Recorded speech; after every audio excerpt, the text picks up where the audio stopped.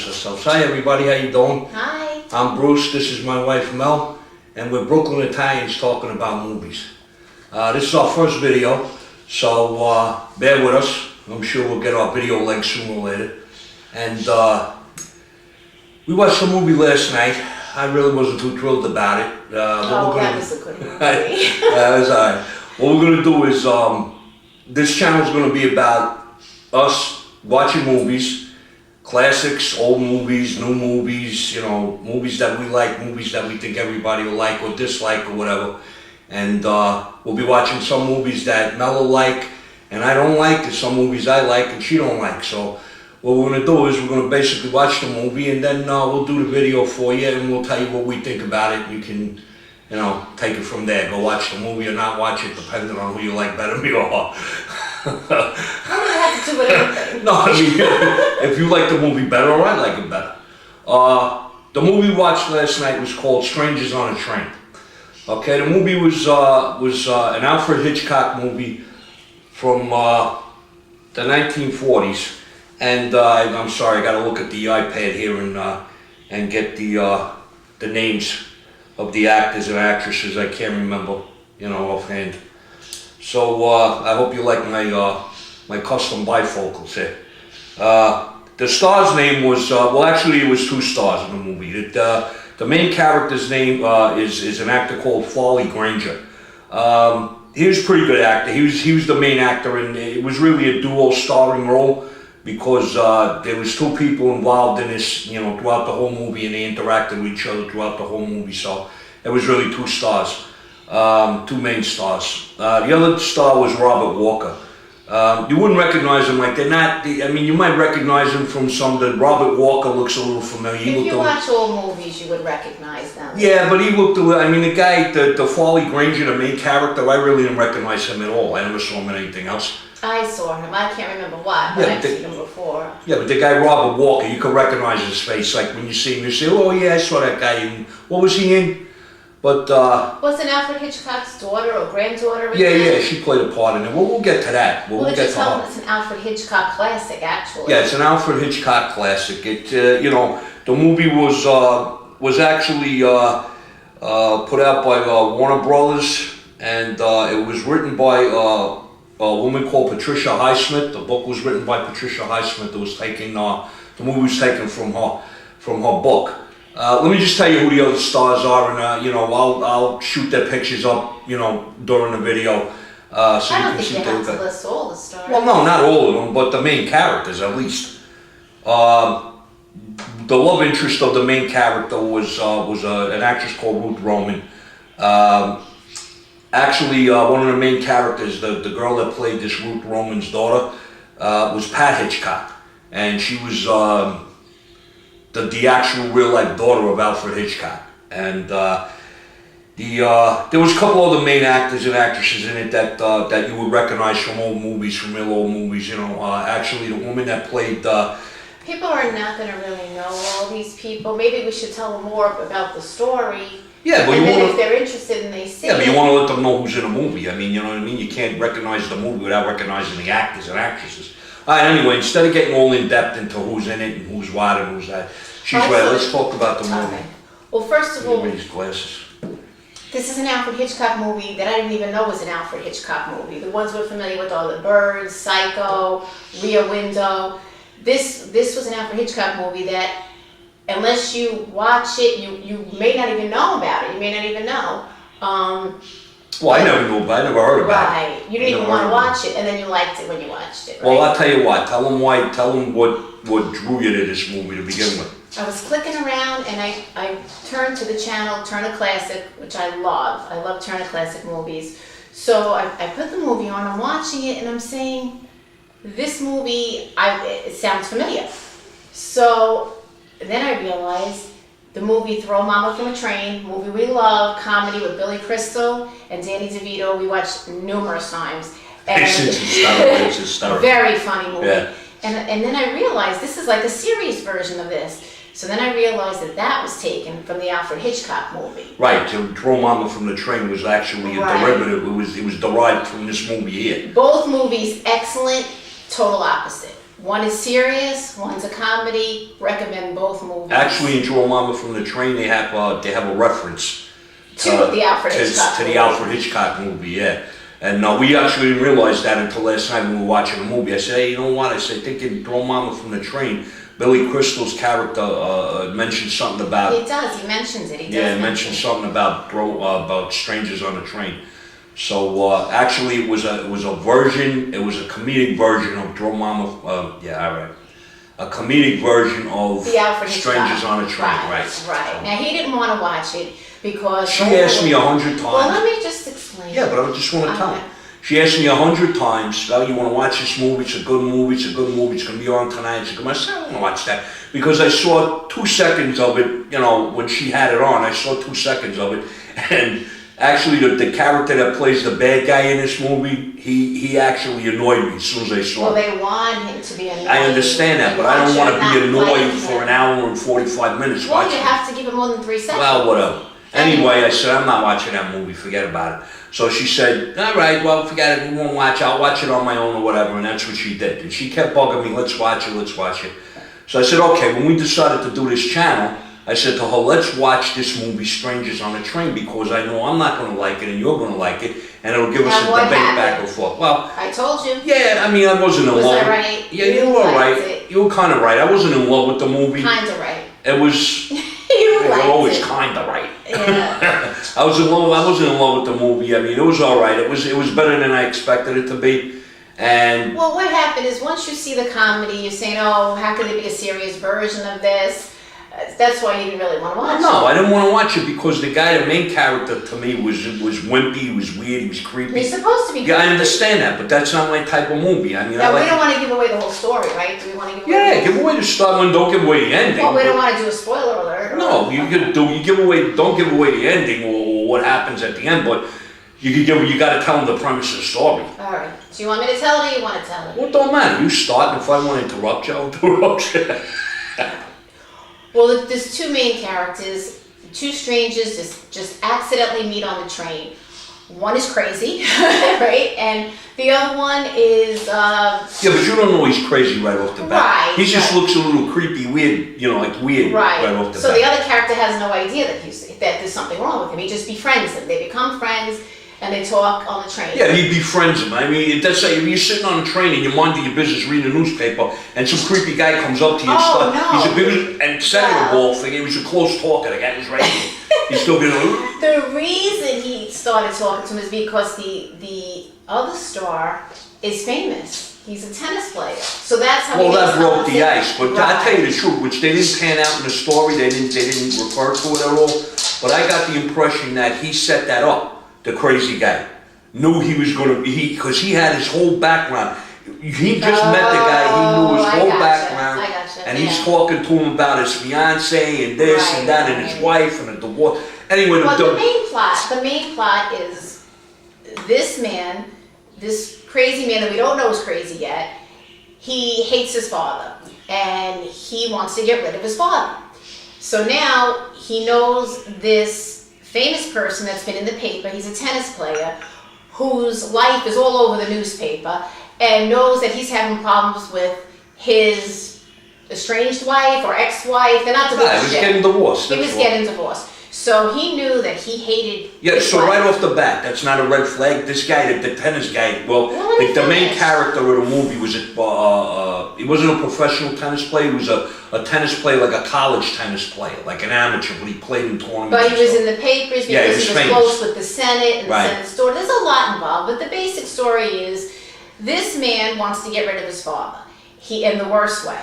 And then this poor guy that comes on the train that he knew about and read in the paper is having problems getting his divorce. His wife is horrible. She was awful. Wow, she was. But she we'll was- get into that. yeah. We'll get into that. So what he does is he becomes friends with him, and he comes up first jokingly, I guess, but he was serious of how they can get rid of the people in their life. Yeah, but no, he didn't start that right But off the bat. let's give the main story. Yeah, you're giving him that is the main story. So what he comes up with, he's out of nowhere. He comes up with this idea that, hey, imagine we can get rid of Well, wait, the first, people. wait a minute. Would you First, let me yeah, I'll let finish? you finish. But let me say one thing. First of all, the creepiest thing was this guy, the tennis player, he's a stranger. He's sitting on a train, and this guy comes up to him and strikes up a conversation, pretending to be a fan. Like what a sin, this poor guy. And he starts talking to him and blah, blah, blah. Now this guy, after a few minutes, is trying to make an exit. He's trying to get out of there because he knows the guy's a little pushy. To him. Right, he talked to him a little bit for 5-10 minutes, and then he wanted to make his exit. He said, I want to go get something to eat. Well, you're jumping ahead. No, wait, I want to explain what you're saying. Like when he started telling him about, let me just set this up. The guy wanted to go get something to eat, the tennis player wanted to go get something to eat. So the creepy guy, he says, there was something wrong with the dining car. They didn't have seats or whatever. So the creepy guy said, that they had he goes, hey, come to my cabin or whatever, and we'll sit down and have lunch together. Right there, that's a red flag. What is the guy inviting you to his cabin? You want to go to his cabin, right? Or I would have thought he was a little... No, he knew, but he didn't know how to get away. He was shy, he was nerdy, he didn't know how to get away from me. He was just being nice. Whatever, anyway, whatever the case may be, they go to this guy's cabin. Now the two of them are sitting alone in the cabin, and they got this big table full of food, and the tennis guy's lounging back, and then they're talking, and then so now, go ahead, the creepy guy brings up the subject of murder. Right, out of a clear blue sky, brings up the subject of murder. Do you ever think of murdering somebody? If I'm sitting with somebody that already I got an idea he's this a creep. Poor guy, what a sin. And this guy brings up the conversation about murder. What are you going to do? Well, then he tries to get out of there, like gracefully. He tries to get out of there. What he says is the best way to create to commit a murder is crisscross, meaning I do your murder, I get rid of your wife, and you kill. Well, the creepy guy told him they didn't even know that yet. Well, let me get to the basics. Yeah, but you're saying crisscross. He said, kill my father. They don't even know the guy had a father. What's the plot of the movie? The whole premise of this movie is he wants him to kill his father, and he says, "I'll kill your wife." And but they can't arrest us. The creepy guy's got a mother that's a little dingy. And he's got a father that's very strong character and very overbearing, and the father's always on top of him, so he had a resentment towards the father. And he wanted to get rid of the father. Right. He couldn't do it himself, so he wanted to help. He wanted to solicit somebody to get rid of the father. So he picked this. He knew this guy was in a situation where he might want to get rid of his wife. So now he's telling him, listen, let's do this with this crisscross. Well, he didn't say let's do it. Right. He just kind of. Well, he said, I got a motive to kill my father, you have a motive to kill your wife. But so they'll arrest us, but if we do the opposite, if I kill your wife and you kill my father, there's no motive. They'll never catch us. Right. So now the tennis guy he just tries to get out of there. I guess, any normal person would try to gracefully get out of there. You're not going to get out of there abruptly. Oh, you forgot the whole thing. Well, you forgot the main thing in this whole movie is a lighter, a cigarette lighter. Well, when he leaves, he drops behind the lighter, which has an important role in it, the lighter, but he drops that when he's leaving. He tries to get out of there as quick as he can. He tries to just be graceful about it and get out of there. So anyway, he drops the lighter, and he gets off. That's it. He goes where he's going. Well, he didn't drop the lighter. He gave the guy said, do you have a light? He took the lighter out. He purposely didn't give it back. Right, and gave him the lighter to use, and the guy used the lighter. No, he put it on the table, but in the interim, the tennis guy got so creeped out. Let's get into the other characters. Let's not to. Well, anyway, this is the whole premise of the story. Now, this is the wife. This poor guy. He's trying to get a divorce, so he goes back to his town, and he goes to where his wife works. Was it a record store? I don't know what it was. Was it? No, she was. I don't think she was working at. Was she working at? Yeah, it was like a little place where you went in like a record store, but they had these little booths where you could go in and listen to the record that you wanted to buy. Was that what it was? I really couldn't tell what kind of store it was. Yeah, it was like a record store. So anyway, he goes in there, and her character is horrible. She was a real wolf. And I'm actually surprised for this year this movie came out, because it was a little... Well, the insinuation was risque, like. Yes, like she was pregnant. She was pregnant with another man. She was married to the tennis player, but she was pregnant with another man's baby. And she was running around with him. She was just awful. Forget about it. This girl was running all over the place with every guy she could grab. Let me just tell you. So, what happens is she's okay with the divorce, apparently. But then when she saw that he was making money from playing tennis, she decided, well, I'm not going to divorce you. So I'm not going to give you your divorce. So they get in a heated argument. And he grabs her, he manhandles her, he grabs her, and like now they were in a glass booth. They're inside this glass booth in a store. What a sin. I mean, I felt bad for him though, because she was horrible. Yeah, but wait. She's saying, wait, let me just explain No, this let me just tell him this. Now, the guy's in a booth with her and they're talking with his wife, right? And she's got these thick Coke bottle glasses, like this thick. Anyway, that plays a part in the movie too, the glasses. Anyway, they're in this booth and they're discussing how the wife is a real bim, and she's telling him, yeah, now that you're making money, I don't think I want a divorce. I'm not going to get a divorce, you know. Then so he gets, So let me tell you. He gets like infuriated. Well, the reason is what she says is she's pregnant. So he's like, I'm going to get the divorce anyway. So now she says, well, how is that going to look? You're going to leave your poor wife that's your pregnant. poor pregnant wife like so that. He goes, it's not even my baby. And she said, well, they won't know that. There's no way for them to know. I'll tell them it's your baby. Right, because back in the day, they couldn't. In other words, she they decided. Couldn't tell whose baby it was back then. There was no no DNA and all that crap. But anyway, she decided that she didn't want to be with him. She wanted to divorce him all this time. So then all of a sudden, since he became a tennis star and he was going to become a senator, like that's later on in the story. We'll get to that. Well, we'll get to that. Yeah, but he was going to become, his aspiration was to become a senator. So what he does is he goes and says, okay, I'm going to give you the divorce. Now she knows he's going to be making money. So of course this gold digger says, well, now I don't want the divorce, and that's it, I'm not giving it to you. So now in the interim, this tennis player, now they find out he's in love with somebody else, with a senator's daughter. He's in love with a senator's daughter in Washington, D.C. But it's all out in the open. Like, right, it's all out in the open. Because they knew that the wife, everybody knew that the wife was fooling around. Yeah, he wasn't like running around like sneaking around. He was like the sweetest guy ever. Anyway, well, they're all sweet guys until they're not. Well, some are. Anyway, go ahead. Anyway, what happened was, he got all infuriated in this record booth that they were in. It's all glass. Everybody sees that. He grabs her by the arms and he starts shaking her and he's yelling and screaming. Where her boss had to come in and say, "Hey, listen, you can't do that here," you know. So he runs out of the place all infuriated and she's but all distraught. What's good about it is they really make you hate her.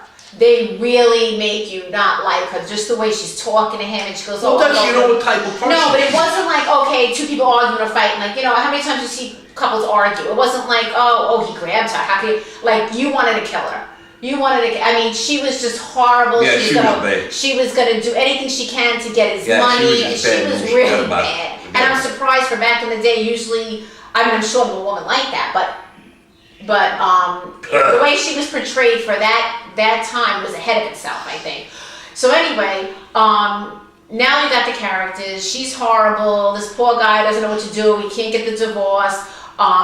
She wants to destroy his life. So now he makes another stupid mistake. He runs out of the place. He goes right to the phone. And he calls up his fiancée, his girlfriend, the senator's daughter, and he says, well, he's angry. He's you know, I could kill her, I could strangle her, I could, you know.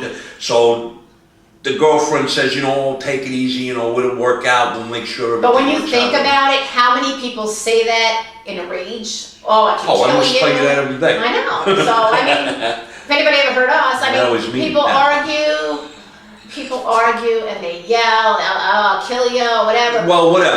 Anyway. But when the other person turns up dead, then you have a problem. All right, so now actually, I don't want to get into it. We're telling them the whole movie scene by scene. Well, let's flip to the guy's side, the crazy guy's side. All right, now you got the crazy guy comes into and the mother doles over, like the mother's like, he's like a mama's boy, kind of. Yeah, they pan to this thing like, well, the mother, because the father was nasty to the guy growing up or whatever, the mother overcompensated like I think she was wacky anyway. Yeah, she was a thing back. You know who played the part, the mother's part? The crazy guy's mother was, she used to play the aunt in the TV show Bewitched. Yeah, Aunt Clara. Remember that dingy aunt that Bewitched had? She played the part. Was it Clara or Agatha? No, Clara. And she played just a dingy part in this. So anyway, he's talking to the mother, and that's stupid. He says to the mother, oh, you know, have you ever thought about murder? You know, never thought about doing a murder. That's all. When he was talking to the mother, when they would have the mother wanted to talk to him about painting. The mother was painting. I didn't hear that part. Yeah, he says to her, you know, I met this guy on the train and we were talking about things, and we started to talk about murders. Oh, so now they're showing you how off the wall. Right, that's all he had on his mind. This guy. He was not. So anyway, the whole thing was now this guy goes into play. So he decides, without getting confirmation from the tennis player or ever talking to him again, that he's going to go. In his mind, it was all set. They had a deal. he was going to kill the guy's wife, and the guy was going to kill his father. So in his warped mind, he had this already set. Right, he thought he was in on it. Right. So now he takes off on his own thing, and he goes and finds this guy's wife, this tennis player's wife, and he finds her in a carnival, and she's with two guys. Oh wait, let's set that part up. Just to show you, to make her character even, that you hate her even more, she comes out of the house, and she's got a guy on each arm, right? She's literally two guys, she's walking one on around each with arm. a guy on each arm, like who's going to get up And it's first? kind of like the 50s, kind of like they're going to an arcade. Well, no, they went. It was like a carnival, like Coney Island. It was like Coney Island. Yeah, kind of like that. And they get on the bus. They had rides and stuff like that. And like she's just acting ridiculous and laughing and acting stupid. Now, and not only that, she sees the creepy guy. But she thinks he likes her. Right, the creepy guy is following them around because he's looking for an opportunity to whack her. So what happens is... Well, I don't think they call it whack. Well, you know what I mean. He's looking for an opportunity to kill her. To get rid of her. So what happens now is he's following them. So she notices him, but she thinks that he's likes... flirting, right, she's flirting with him. Yeah. With these two guys there. Just so to make her character more like, Wow, forget about it. She was some bimbo. Anyway... The whole thing goes, he winds up killing her. I don't want to tell him every step. No, yeah, we can't tell you the whole story. Well, I'm not going to, that we can't. Wait, we shouldn't even tell that part then. Well, no, it was an hour and 45-minute movie, so we can't talk in it for an hour and 45 minutes. Well, actually, yeah. The whole thing is, he does his end, and now he thinks the other guy's He murders the woman. Right, he thinks the other guy is obligated to kill his father. But the other guy is just a normal guy. He don't want nothing to do with this. We don't want to give too much away. Now he goes and visits the guy and tells him, I murdered your wife.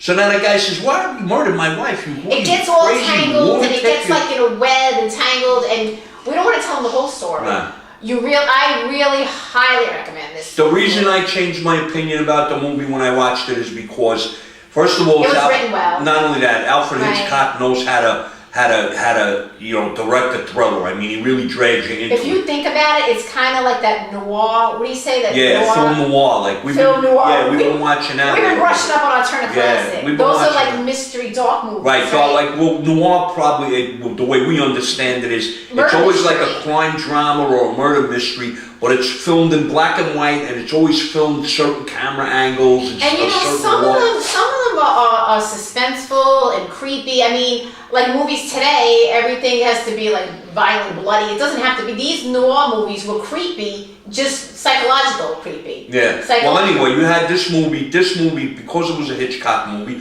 of course, it's got a couple of twists and turns.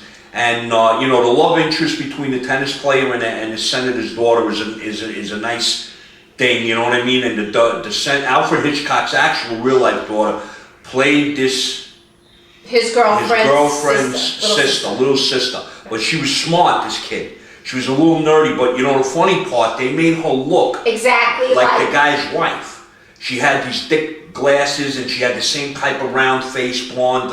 It looked like blonde hair. It was black and white. I don't know if it was blonde, but light hair. So when the killer saw her, right. So now when the creepy guy he wigs out, through the yeah, he kind of wigs out because she looks like the dead girl. Yeah, it's kind of haunting him. It's kind of like haunting. There was a couple of parts in the movie that were comical too. Like he breaks into this party, like he crashes this party that the senator was. Well, he weasels his way. Yeah, he didn't really crash it. And he's talking to one of the guests' wives, and he brings up again the subject of murder.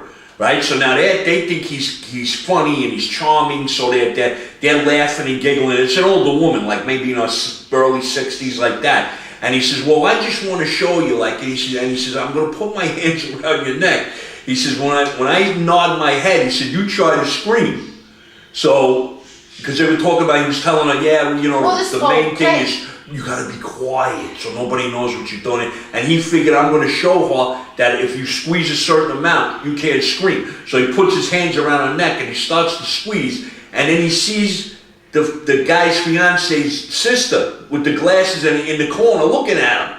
And he starts to bug out, like now he flashes back to the wife when he killed her with the thick glasses, and he starts choking this woman. Now I have there's two parts in the movie which they really didn't, not that I don't understand, they didn't explain. Like the part when he was choking the girl, remember he was choking the girl? How did he get away with that? Why didn't they drag him out there? Well, I guess they did drag him out. Well, they didn't drag him out. He fainted. Remember, he fainted. He fell over. Right, but why didn't they say, "Hey, you almost choked this lady"? What? Well, he said the tennis player now said, "Oh my God, this guy's. I got to get him out of here." So he jumped the up. people at the party when the woman was holding herself. Well, they did. They all came over, but the senator. Remember, the senator says to the tennis player, "Get him out of here." But did they think he was just fooling around? I get. Well, they didn't know he was really choking. He was trying to show somebody how he would choke passed out. So all they knew was the guy passed out. Yeah, that part I understand. Well, anyway, they dragged him out. They got him out of there. They took him out. They put him in a cab and sent him home. All right, and there was another part, but we didn't even get to that part yet.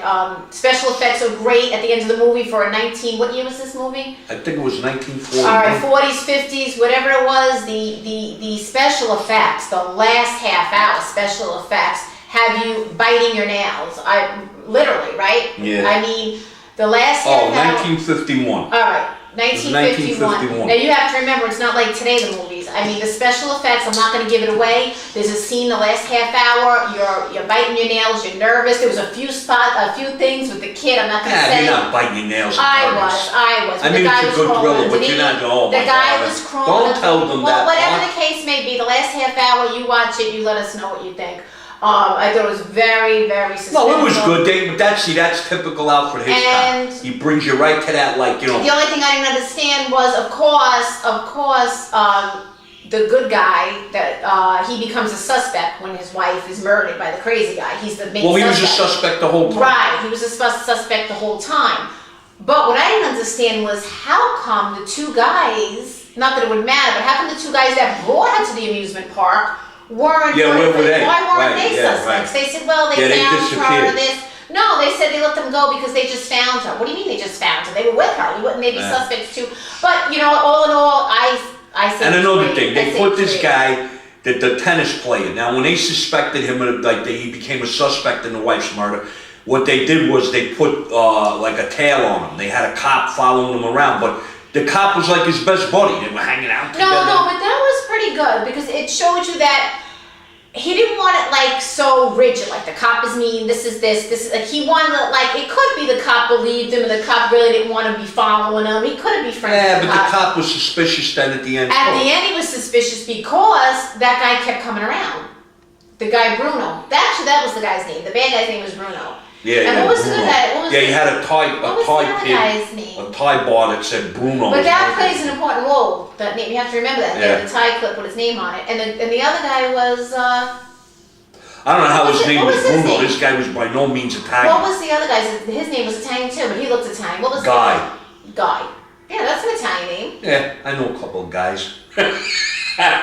Anyway, the whole premise of the movie was. It was a movie about two guys, two strangers that meet on a train. Right, just like the title, Strangers right, on a and Train. what happened was you had one guy was a nut, and he got the other guy embroiled in this murder plot, and that he didn't have any. It wasn't his doing, and you know how it was all about how this guy got to exonerate himself from the murder charges, and then at the end, you know, there's a big thing at the end. and it's really not boring. And just for our younger viewers, I know a lot of younger viewers, they don't want to watch black and white movies. They figure it's boring. They put 3 seconds on. What is this? This is, you know, back well, a lot in of, the day. I mean, you gotta But let me remember, just young explain. kids. No, but the point of the whole story Young is. guys, people are not gonna watch. Okay, the point of the whole story is, if you give it a chance and you sit and you watch it, you'll find that some of the black and white movies can be just as suspenseful, just as fun to watch. You gotta give it a chance. That's all. Yeah, no, we'll give the movie a chance. Absolutely. I mean, yeah. And if after watching that, and if you really enjoyed it, definitely watch The Roll Mama from the Train. Oh no, yeah, you gotta watch You that. have to watch it if you haven't already watched it. And if you did, it's always on when I click around on I don't know what kind of cable you have. If you click we'll around, do a whole thing on that at some point. Yes, I think we're gonna have to definitely do that. That's one of our favorite comedies. I know it's one of my favorite. Billy Crystal is hysterical. Danny DeVito. Yeah. It was made in the 80s. Was it the 80s? Yeah, it was in the 80s. It's a typical. You know why? Because Billy they all got Crystal. shoulder pads out there. And this I like hair. the shoulder pads. I'm waiting for it to come back in. Yeah, wait, forget But it. anyway. Shoulder pads. Anyway, if you watch that, it's hysterical. It's typical Billy Crystal. They casted it perfect. And Danny DeVito, not as crazy as this or sinister as this guy. Very funny. His mom, you want to... Let's Your review mom, that when we get you do to want it. to throw her from the train if you watch it. We'll do that when we get to it. All right, that's one of my favorite movies. But anyway, Strangers on a Train. Great. 2 thumbs up. 2 thumbs up. The movie was. I thought I was going to be disappointed. I was having a cup of black coffee to help myself stay awake because I thought I was going to fall asleep the first 10 minutes of the movie. I knew you would like it. It drew me in, and I enjoyed the movie. You have to sit, you have to listen and watch it, and if you watch it, it was made excellent. For you guys out there that are film buffs and that like the classics and like the older movies and like Hitchcock and thrillers and murder mysteries, this is a good movie for you. It's a good sit down Saturday night with your girl, with your wife. Cuddle up under the blanket, get some even popcorn. for Halloween. Yeah, right. Yeah, and watch mystery. this movie. It's really good. You won't be disappointed. And if you gotta rent it, go for the $3 or $4. Huh? Was it $3? It was $3.99. That was worth it. I would like to even have a collection because all these movies. I mean, you can watch them again. It's not like the horror movies today or scary movies today. Yeah, but you know what? Let me tell you. Let me finish. This is a movie you're not going to watch it. If I watch this movie ever again, it'll be a long time. I already watched it 3 times. That's you. What do you mean that's me? No, I'm just saying. I'm not saying in the same, like 3 times the same month. But it's not like a horror movie or scary movie today. You watch it once, you're not going to watch it again. These are mystery movies, classics you watch from Alfred Hitchcock. How many times did you see Psycho? How many times did you see The Birds? How many times did you see Rear Window? Yeah, but today they don't have video libraries like DVDs stacked up in their house like years ago. I understand. Where they go back like 10 years from now and they anyway, go for the $3.99. It's worth it. You know what? Wait till it comes on Turner Classics and watch it for nothing. How are you gonna know when that's gonna come on Turner Classics? Well, these people don't have TVs. They don't know when it's gonna come on Turner Classics. Anyway, excellent movie, and I hope to review some more Alfred Hitchcock. Listen, I'll tell you what. It's excellent. It wasn't excellent. I loved it. It wasn't an excellent movie. It was a good movie. It was a good movie, and it's worth to see. You know what I mean? That's it. Alright, I guess that's it. What do you mean that's it? Well, thank you for listening to us. Yeah, hey guys, listen, I'm Bruce, this is Mel, and we're Brooklyn Italians talking about movies. Thanks for sticking in there watching our first video. If you liked it, hit the like button, subscribe to our channel. This way we're gonna try to do some new movies too. Yeah, we're not gonna only do classics. We're gonna do old movies, new movies. We're gonna do maybe good some movies, seasonal movies. Maybe we'll do some holiday movies, Christmas. We'll do some B movies. We like the old B movies. The old B movies like The Blob. Plan from Planet X. What do you call them? Drive-in movies. Yeah, drive-in B movies. Like from the 50s. Yeah, like back from the 50s. We're gonna do all kinds of movies. Right. So if you guys like us and you like the way we talk and the way we review your movies, the movies for you. Just like I said, hit the like button, hit the subscribe button, and we're going to try to do like 1 or 2 videos a week. We'll try to get on 1 or 2 videos a week. So, I'm Bruce, this is Mel. Thanks for stopping by. Thank you. And we'll see you soon, all right? Take care. Bye.